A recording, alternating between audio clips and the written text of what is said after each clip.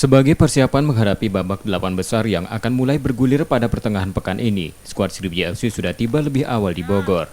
Anak asuh Nilmaizar ini bahkan sudah menggelar latihan rutin di lapangan Pusdiksi Kodiklat Bogor.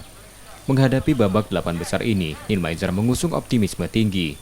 Pasalnya skuad Sriwijaya FC sudah mendapat tambahan tenaga dari beberapa pemain baru. Nilmaizar tidak menutup kemungkinan jika para pemain anyar yang baru didatangkan akan turun dalam laga perdana Sriwijaya FC di babak 8 besar. Sebenarnya strategi sih sama ya, cuma kita melihat dia cocok nggak di situ.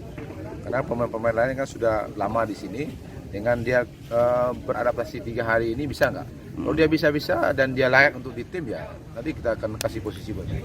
Artinya kesempatan buat starting di pertandingan perdana bisa, katanya 8 besar. Iya bisa nggak, tergantung situasi mereka dan tergantung juga pemain yang ada. Skuad Sriwijaya FC sendiri memiliki waktu persiapan yang cukup singkat sebelum menghadapi laga perdana babak 8 besar melawan Persiba Balikpapan pada tanggal 15 Desember ini. Nur Muhammad, Kompas TV, Palembang, Sumatera Selatan.